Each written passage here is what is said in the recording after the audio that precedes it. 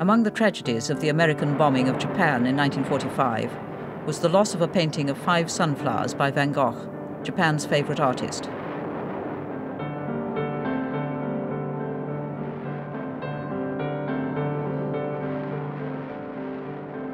£22.5 million. At £22.5 million. Last time, at £22.5 million, at £22,500,000 for the last time. Lot 43, this painting of 14 sunflowers by Van Gogh, made almost 3 times the previous record price for a picture. An export license in all probability will be applied for. The buyer was from Japan, the Yasuda Fire and Marine Insurance Company of Tokyo. But had they bought a new national treasure or an expensive fake? Is there any doubt about its authenticity? What a time to ask. No, I don't think there is. The authenticity question may have seemed a joke at the time, but doubts were already being expressed. It's a very funny, muddy picture. And Vincent van Gogh was not muddy. Okay, you say, well, it needs to be cleaned and all that. That's not the case. There's something, it's not put together and it doesn't have that snap.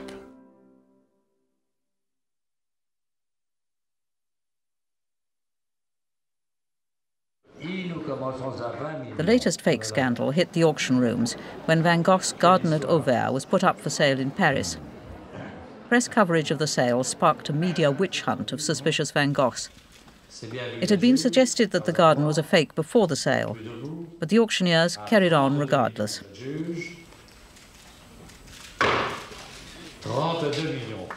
The bidding didn't go high enough, and it wasn't actually sold.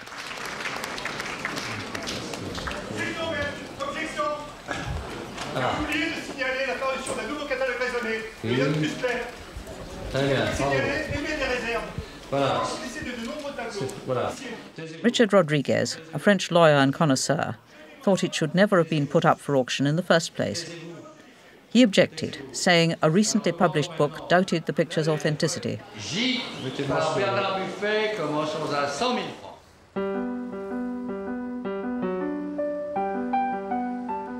Since I was told the sunflowers was a fake back in 1987, I've been longing to have a go at it.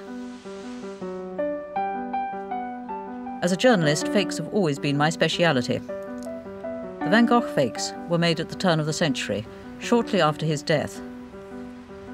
They got muddled up with his real work, and everyone's assumed ever since that they were genuine.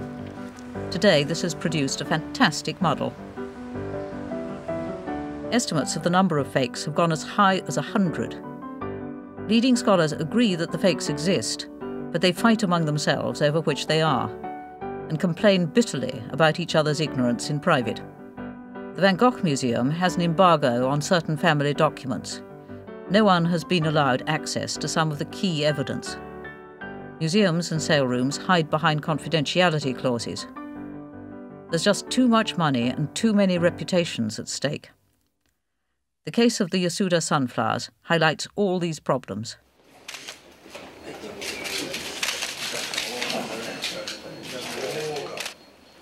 The painting was unwrapped in Tokyo with all the respect due to the greatest painter in the world and an enormous sum of money. The evidence against this picture seems to me overwhelming. There are 3 versions of this vase of 14 sunflowers. Vincent often copied his own pictures, so on the face of it, there is nothing surprising about him repeating the subject. But the Yasuda painting is the only one not mentioned in his letters, the only one that is unsigned, and is thought by connoisseurs to be visually inferior to the other 2.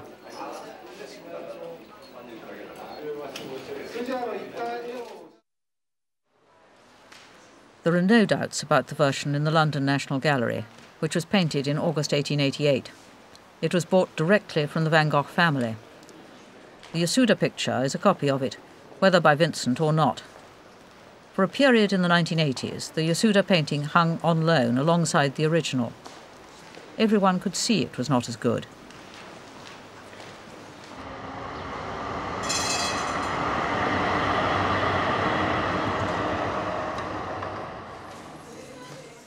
The third painting of 14 sunflowers has never left the family collection and is now in the Van Gogh Museum in Amsterdam. The almost daily letters that Vincent wrote to his art dealer brother Theo never mention the Yasuda picture, only the London and Amsterdam versions. There are essentially three ways to investigate whether a painting is a fake: by visual comparison, by studying documentary evidence, and by scientific tests. All of them will be needed if an answer is to be found to the Yasuda mystery.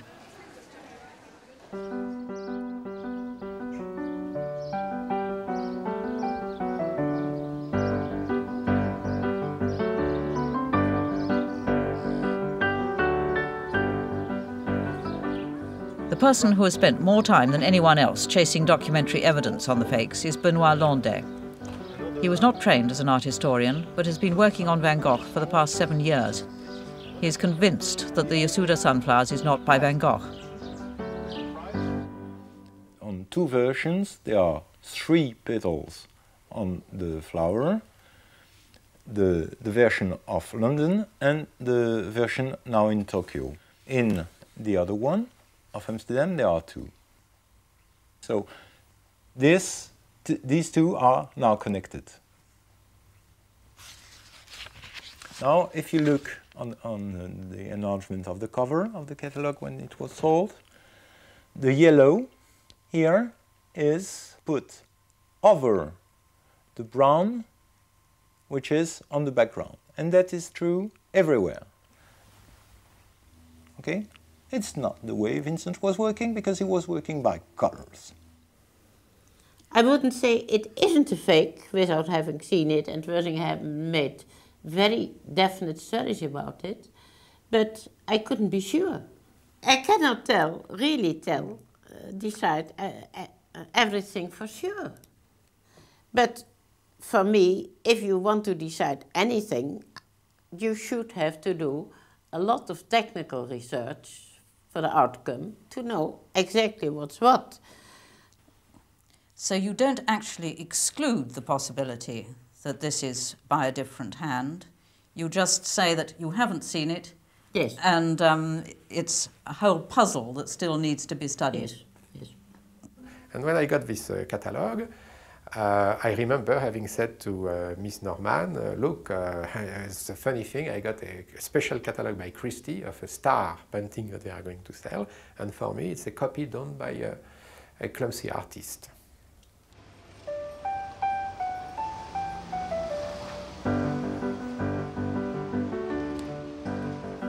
The man who first challenged the sunflowers in public is a Milanese quantity surveyor, Antonio de Robertis. The study of Van Gogh is for him a passionate hobby. His knowledge won him 100 million lira, about £50,000, from a TV quiz in 1990. He has put all his doubts about the sunflowers on the internet and is the bête noire of professional scholars. Unlike them, he wants to make a big public issue of it. Io sono assolutamente convinto che questo quadro non sia di Van Gogh. Ci sono troppe prove che mi hanno convinto. Innanzitutto questo quadro non è mai citato nella corrispondenza di Vincent a suo fratello. Nonostante Van Gogh citi per ben 27 volte, parli dei girasoli nelle lettere fatte al fratello, in nessuna di queste 27 lettere, di queste 27 citazioni, si parla mai di questo quadro.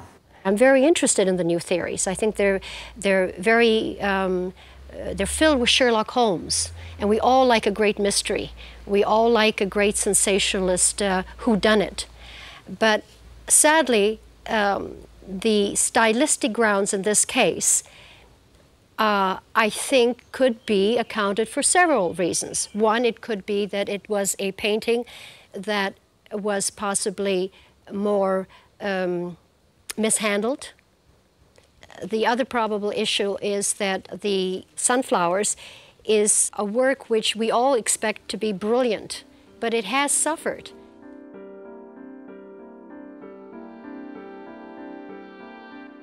To unravel the mystery, we need to look at Vincent's life. The sunflowers were painted in Arles, a little town in the south of France where he moved in February 1888.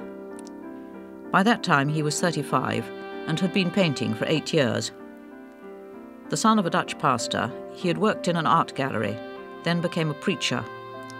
He was always emotionally unstable, and neither career suited him. He was a slow developer as a painter, and it was only when he reached Arles that the great period of his work began.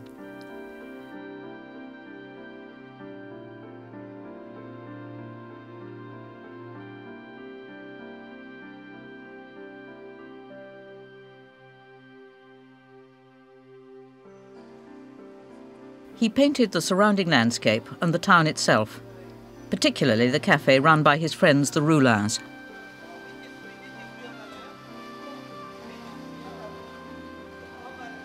He never had enough money, but he managed to drink quite heavily and became a habitué of the local brothels. The townspeople considered him a curiosity.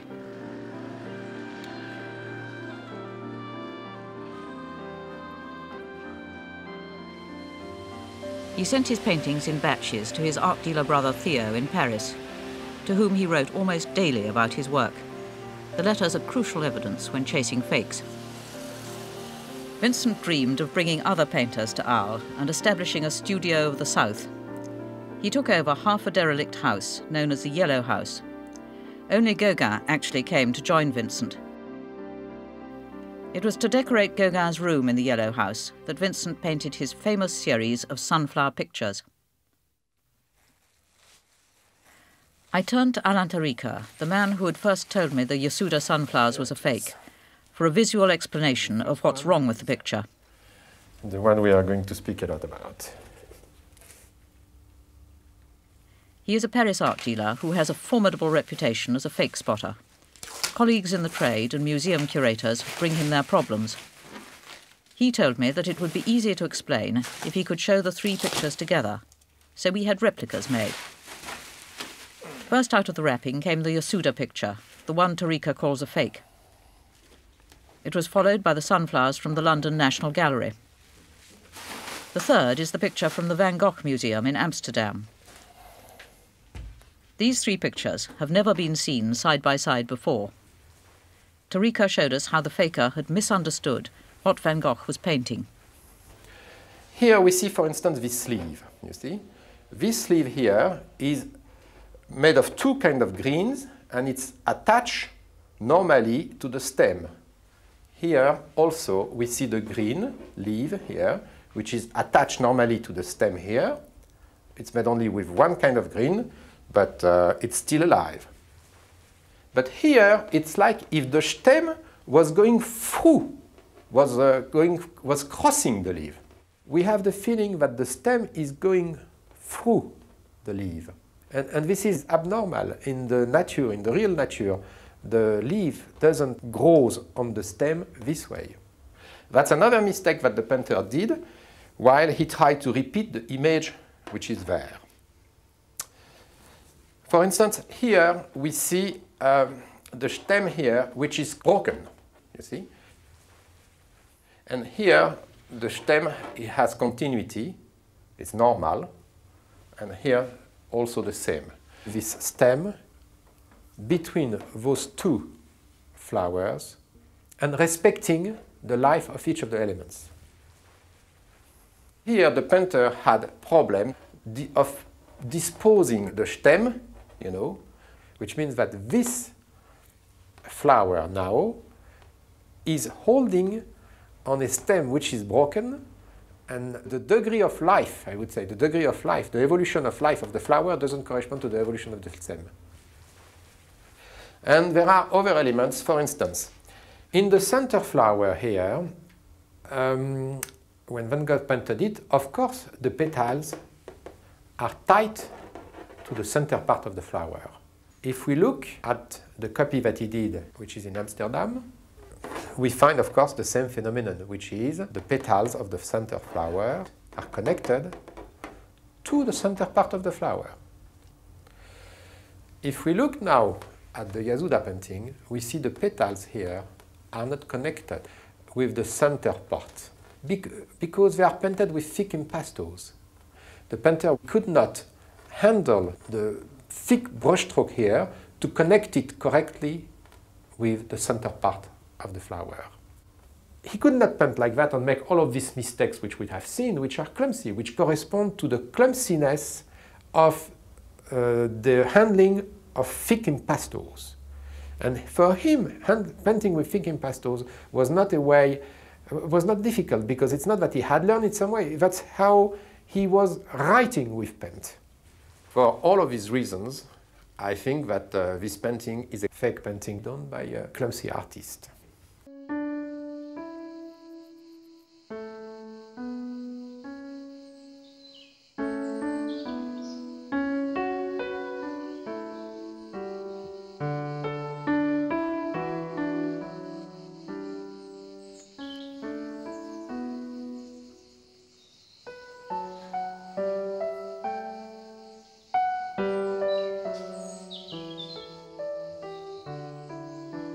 You know, the sunflower is a life-giving flower.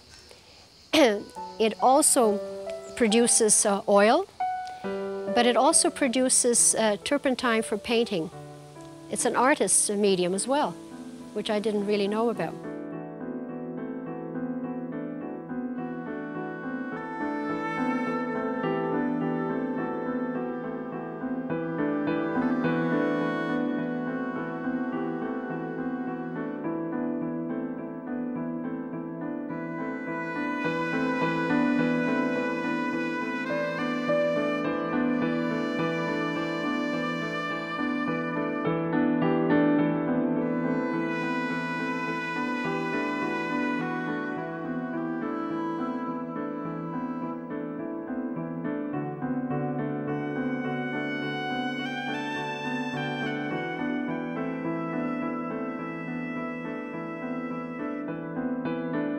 But in Arles, when Van Gogh painted these works, he painted them mainly because they were yellow, and I think by this time he had a very careful symbolic association with certain colors.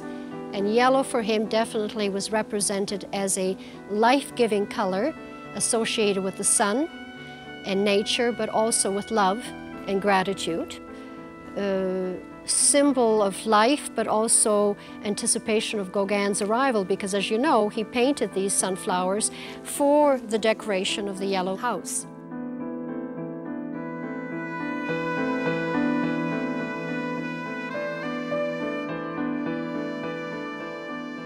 It remained, as he said in one of his last letters to Albert Aurier, the critic, he says, you know, every artist has had his certain flower. Father Quost had the hollyhock. I have the sunflower. So somehow he associated himself, for I'm sure a lot of iconographic and spiritual reasons and naturalistic reasons and artistic reasons, with the sunflower. But they are definitely integrated with his preparation of the welcome to Gauguin to come to Arles.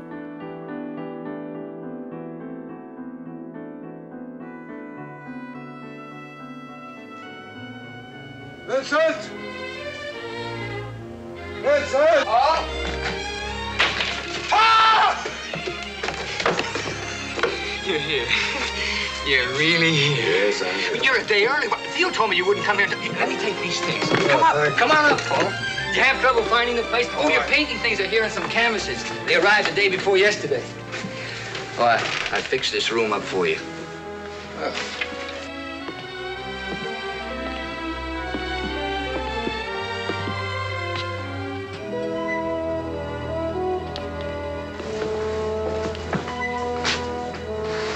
Very nice.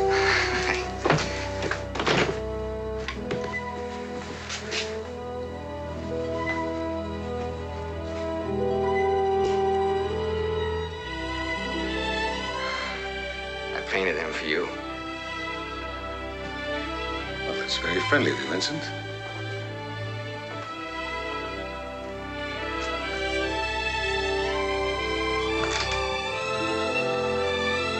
Very friendly.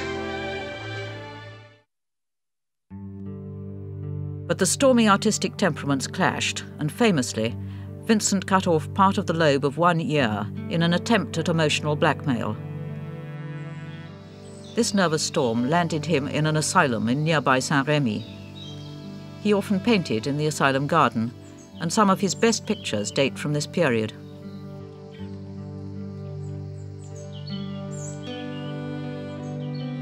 A year later, apparently recovered, he moved north to Auvers-sur-Oise, where he lived and painted for 2 months. He loved the big open skies and the cornfields.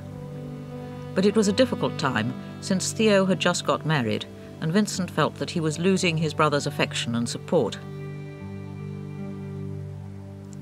In a fit of depression, he went out into the countryside and shot himself.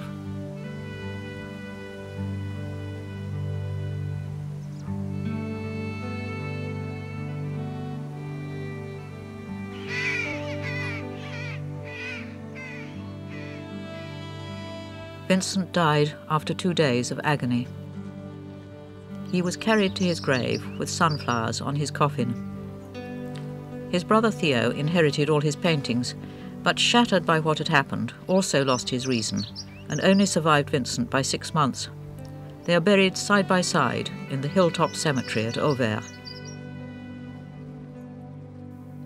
With Theo's death, all first-hand knowledge of why, how, and when the pictures were painted was lost.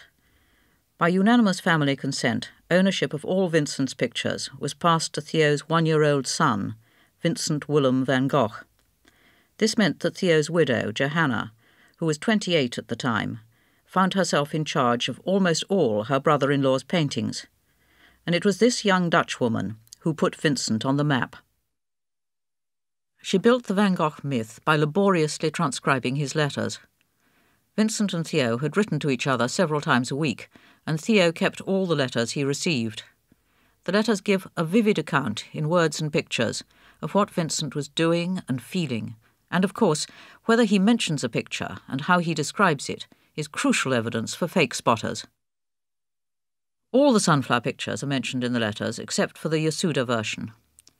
In contemporary documents, all of them get referred to just as tournesol, the French for sunflowers, making it difficult to work out which picture is being talked about. This happens with Joanna's inventory of paintings inherited from Vincent. If you accept that the Yasuda painting is genuine, then there are not enough sunflower entries on her list.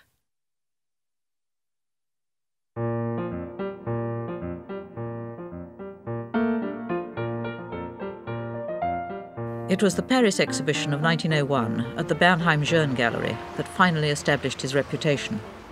It also gives us a vital clue to the identity of the man who may have made a large number of the suspected fakes. There were 65 pictures in the exhibition catalogue, all borrowed from Paris dealers and collectors, and 11 of them are now suspected of being fakes. It included 3 sunflower pictures. Yasuda was number 5, and the catalogue tells us that it was lent by Claude-Émile Schuffenecker, a minor artist who was a friend of Gauguin. For the last few days of the show, the London version was also exhibited. It is the first photograph in the gallery's album. It arrived late because Schuffenecker had been restoring it for Johanna. Schuffenecker is our prime suspect. He had the opportunity to make a copy while he was restoring the London painting. The sunflowers, for me, I can only tell you that from having examined it closely, I can talk about it from the point of view of Schuffenecker's life and skills. The opportunity to do it was there. The skill to do it was certainly there. I have no question about that. The intention to do it as a copy might have been there. The intention to do it as a forgery was quite another thing.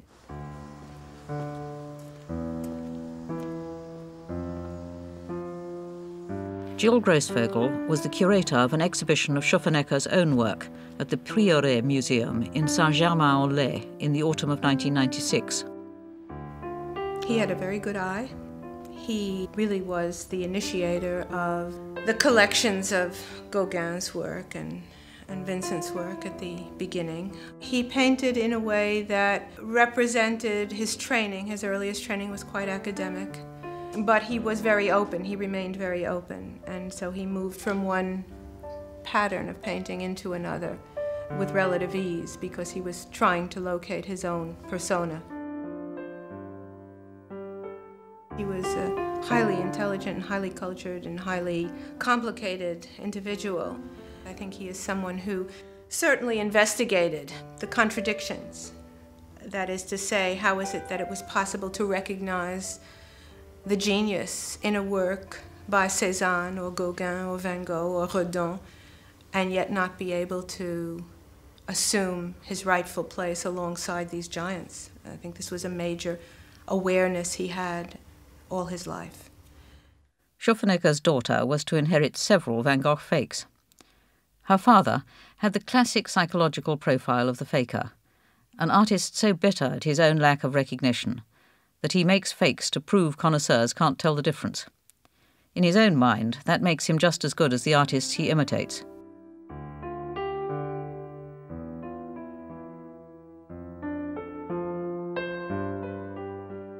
This picture was painted by Gauguin, who was a close friend and often lived with the family in Paris. He is said to have had an affair with Schufenecker's wife, who later demanded a divorce, possibly the financial motive for the fakes.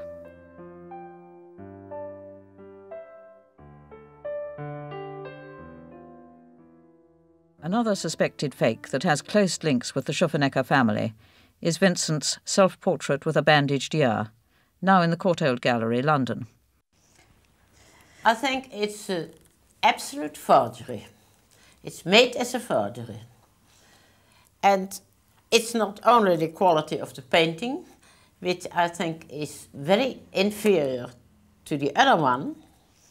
If you see how clear this image is, the head here, the clear eyes, he writes his brother, you see from the self-portrait that my health is absolutely restored now because I'm absolutely clear. And it's to be seen in this painting. If you look here, he looks haggard. And he never paints himself haggard. When he is working, he's intent on what he is doing and he is very clear-headed.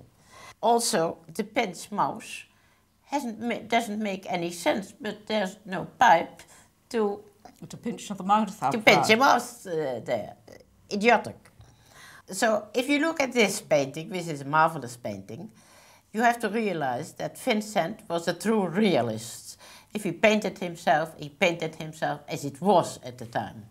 Here you see he has cut his ear and there is a bandage here. And the bandage is put in place by a piece of linen going all around. If you look here at this painting, there is no bandage. There is only the linen going all around. The forger doesn't realize how the situation was. Have you any idea who might have painted that if it's not by Van Gogh? No. No.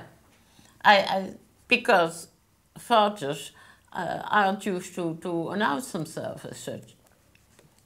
Emil Schufenecker owned the genuine picture at one time and made this copy of it, now in the Van Gogh Museum. So he could easily have made a forgery as well.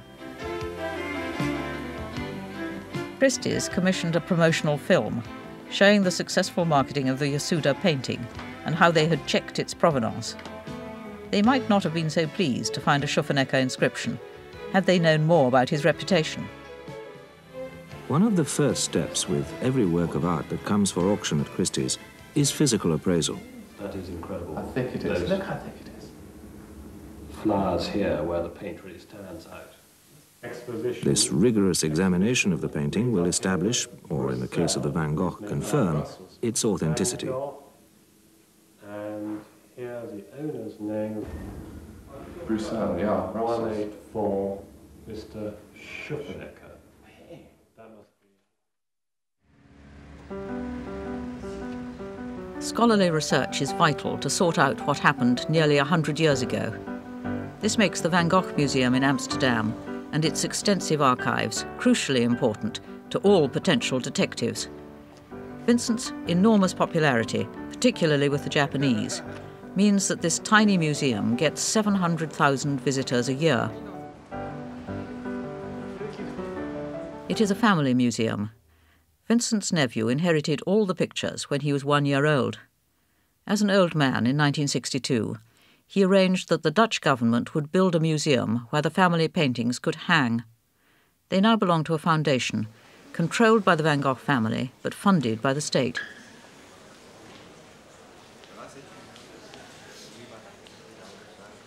The family is very sensitive about evidence which reflects badly on their forebears, and have consistently denied scholars access to certain key documents.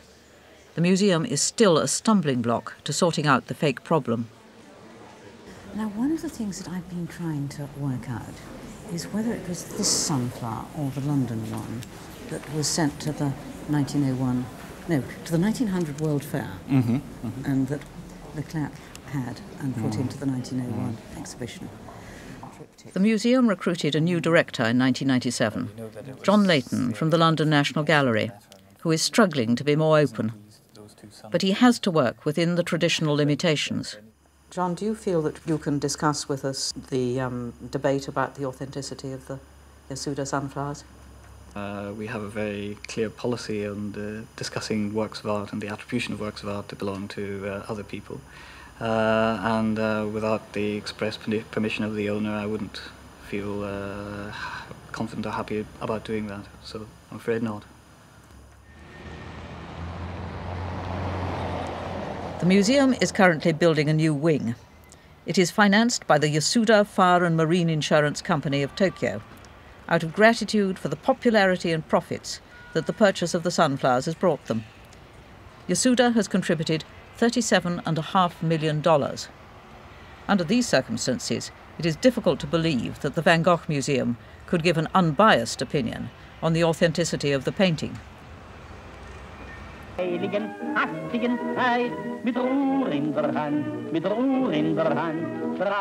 first big fake scandal erupted in Berlin in 1928. There was a loan exhibition at the prestigious Paul Cassirer Gallery, specialists in modern art, which included several pictures from the dealer Otto Wacker. Mariana Feichenfeld remembers what happened when these pictures arrived. And suddenly realized that they were painted by one person, but not by Van Gogh, not by the same person as the other paintings. And then, of course, the whole thing exploded very quickly. Berlin was a very gossipy town.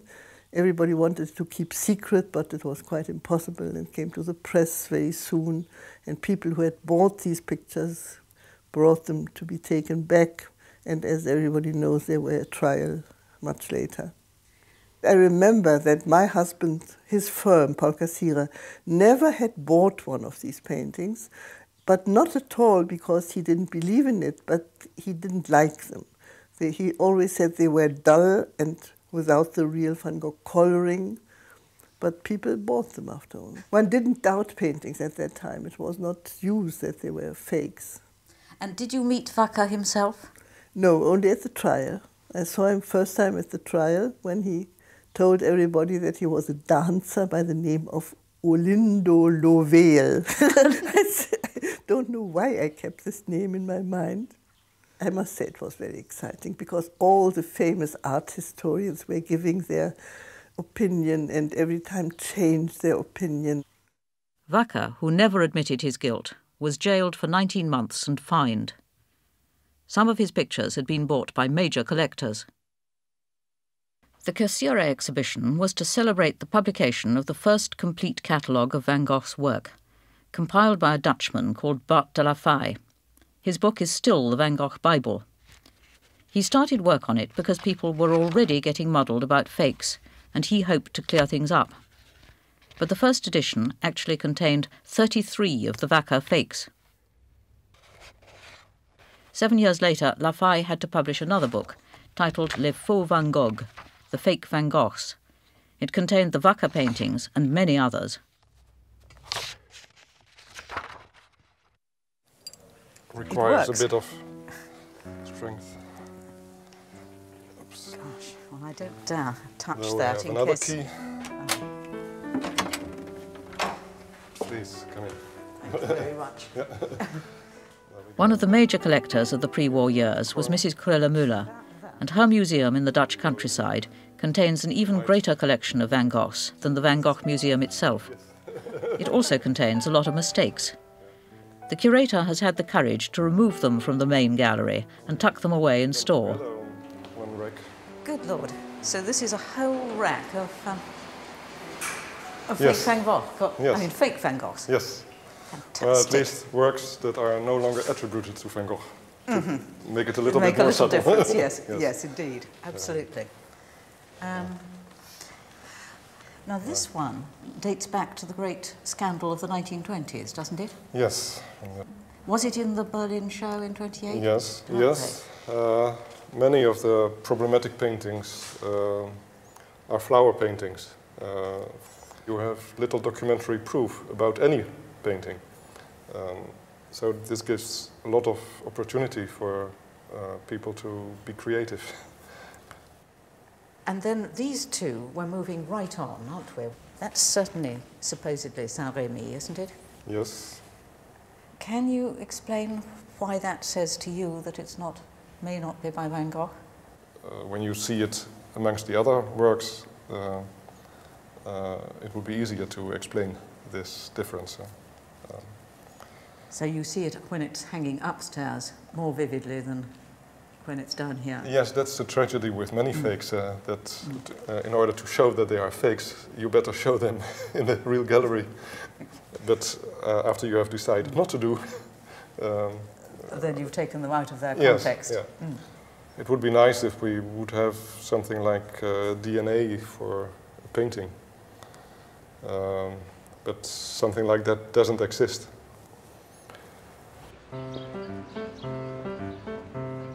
The Musée d'Orsay in Paris has a group of paintings given to the nation in the 1950s by Paul Gachet, son of the doctor who looked after Vincent in Auvers. There are 8 paintings supposedly by Van Gogh, some of which are now thought to be fakes. They may even have been painted by the doctor himself. This is, as it were, the key picture. Yes, of course. One of them. Anne Distel, who is Orsay's chief curator, is deeply concerned by the problem. It's both a painting of Gachet, who is now, it's questioned whether he may have painted some of the Van Goghs himself. Also, there is no record of there being a second version. 74 million. 75 million. The first version was auctioned at Christie's New York in May 1990 and made the highest price for any picture ever. At $75 million for you, sir.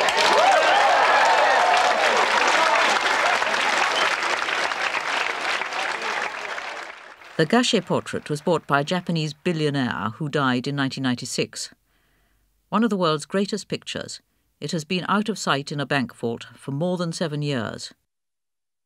There are 2 paintings of Dr. Gachet, 2 portraits that are very similar. One that was sold recently and is now in Japan, and one in the Musée d'Orsay. What do you think about them? One is genuine and the other is not. This one is the good one, but we can find in the painting itself the proof of the hand of the master.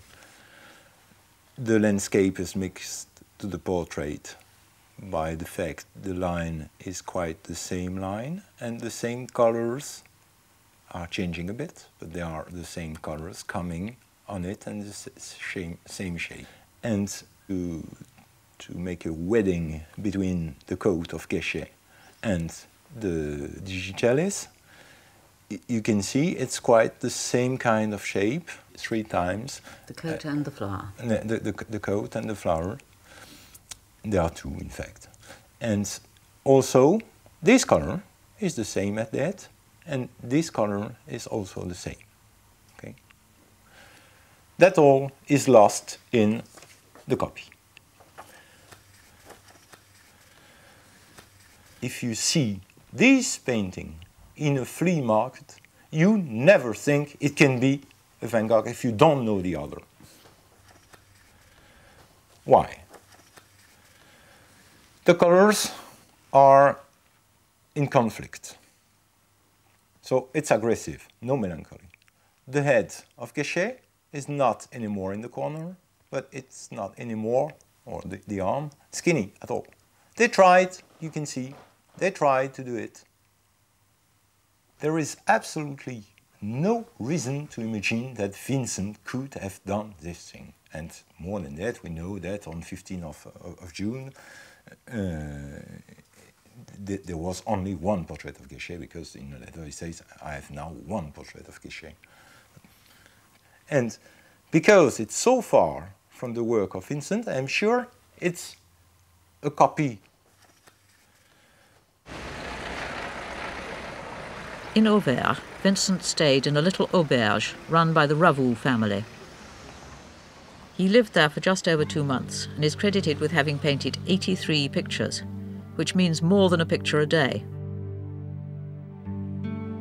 Some of them must be fakes, and were probably painted by the Gachet circle. Dr. Gachet was a painter, and so was his son Paul, known as Coco. After he had shot himself, Vincent struggled back to the auberge, mortally wounded. Adeline Bravo, the daughter of the innkeeper, has seen that he was blessed. That's why she came up to his room just to check what happened.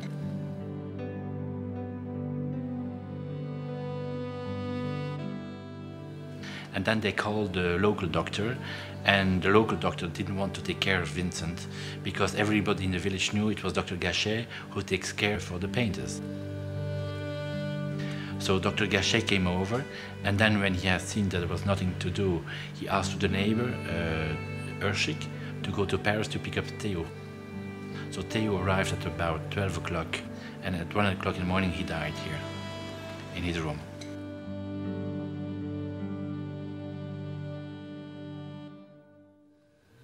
Now Dr. Gachet came over with his son, and he said to his son, roll Coco, because the more he was rolling the paintings, the more he could bring back home.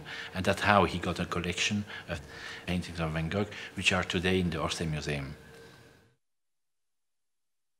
Dr. Gachet and his son seem to have taken as many paintings as they could. Gachet specialised in mental illness and homeopathy, but had been a keen amateur painter since his student days. His home attracted many artists, including Renoir, Pissarro and Cézanne, who came to him for medical advice and loved experimenting with his etching press. Dr. Gachet died in 1909, but his son lived on in the house, becoming more and more eccentric and reclusive. He never had a job and seems to have lived off selling the pictures and antiques that his father had crammed into the house. One villager who has devoted her life to the study of local history is Madame Claude Millon. Uniquement qu'il ne tolérait pas que des personnes d'Auvers rentrent dans sa maison. Même les commerçants, même la personne qui faisait la lessive. Et comment il a pu vivre comme ça? Parce qu'il faut manger, il faut... C'est un mystère. Beaucoup de choses sont un mystère dans la vie de cet homme, dont on peut penser qu'il est surtout le fils de son père. He kept very quiet about the Van Goghs until he made a series of donations to French national collections in the 1950s. His gifts, now in the Musée d'Orsay, include works by Van Gogh, Renoir, Pissarro and Cézanne. He also gave the nation paintings by his father and himself. He signed his pictures, including copies of works by other artists, with the pseudonym Louis Van Rissel. His father called himself Paul Van Rissel. The museum has reacted to the controversy by having the Gachet Van Goghs scientifically investigated and announcing that they will mount an exhibition of all Gachet's donations to public institutions in the autumn of 1998. This is sure to spark another explosive argument.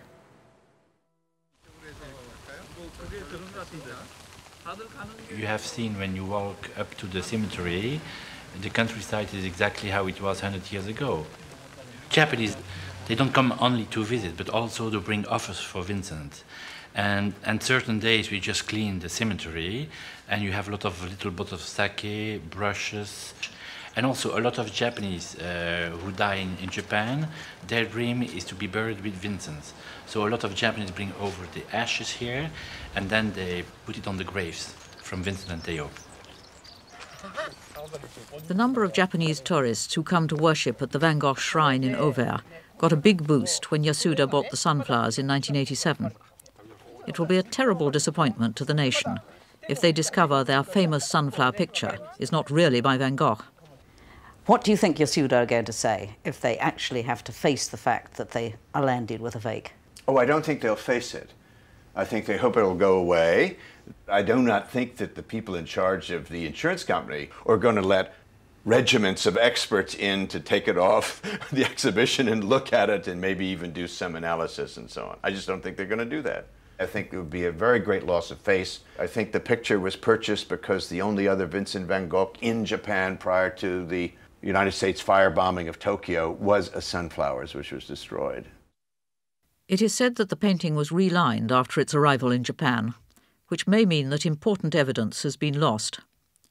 We asked Yasuda if we could talk to them about this and their views on the sunflowers problem. Yasuo Goto, the chairman of the company, replied, "We have no intention of participating in any discussion of sunflowers' authenticity, as we hold no doubts whatsoever that it is genuine. We also have no intention of answering the questions mentioned in your letter."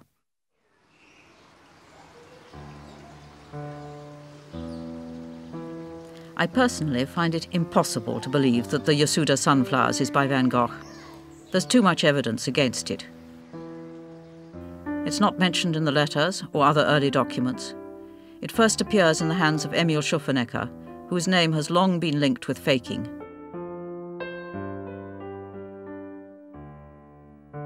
And it is generally agreed that it is visually inferior to the other two. It does disturb me, however, that so many experts still think it genuine. They aren't talking to each other and don't know each other's arguments, which is why the muddle persists. If the experts, the Van Gogh Foundation and Mr. Goto from Yasuda, could be persuaded to divulge what they know, the truth about the Yasuda picture could be found. Using secrecy to protect their reputations and huge investments just won't do.